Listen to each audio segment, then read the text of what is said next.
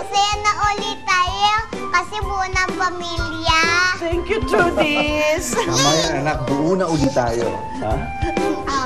Honey, thank you very much. No, ako nga dapat magpasalamat eh. Dahil, kung hindi dahil kay Mami, baka napahamak na si Trudis.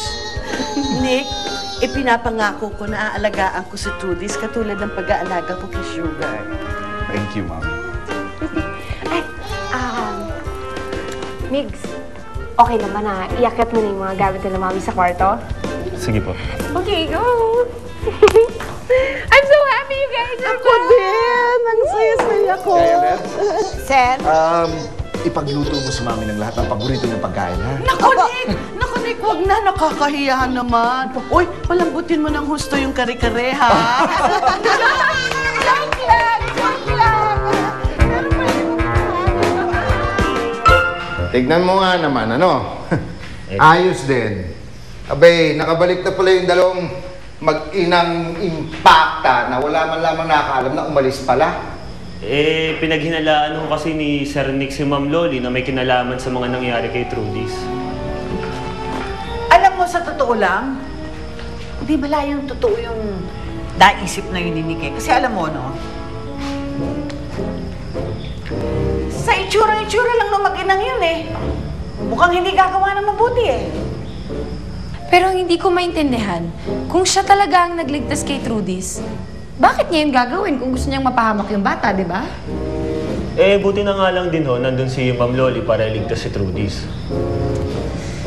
Alam mo, Migs, miss na miss ko na talaga siya eh. Pwede ko ba siyang dalawin? Pauwi na kami ng anak ko noon. Tapos nang mapansin ko na may lalaki na aali-aligid sa labas ng bahay. Pero sabi ko ng gwardya, nilapitan niyo raw ito at kinausap pa. Oo! Siyempre, kasi hindi naman pamilyar yung itsura niya. Pagkatapos kahinahanala yung mga kilos niyan, siyempre lalapitan ko yun. Hindi ba kayo natakot na lapitan ito? Bakit naman ako matatakot, Colonel? Lapit-lapit yung gwardya. At saka, kapag nararamdaman ko na may peligro sa pamilya ko, kailangan kumprontahin ko yun. Huwag ko kayo maglala, ma'am. Masasamba't masasakote rin natin ito. Ngayon pa, naging 1.5 million na ang reward na nakapatong sa ulo nila.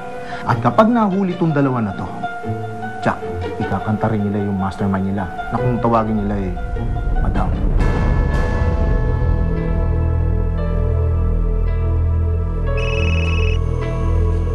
Madam, nilaglag mo ako ah. Sira ka ba? Kung hindi ko ginawa yun, pareho tayong teklo. Kailangan kong drumama. Paano kung napusoy ako?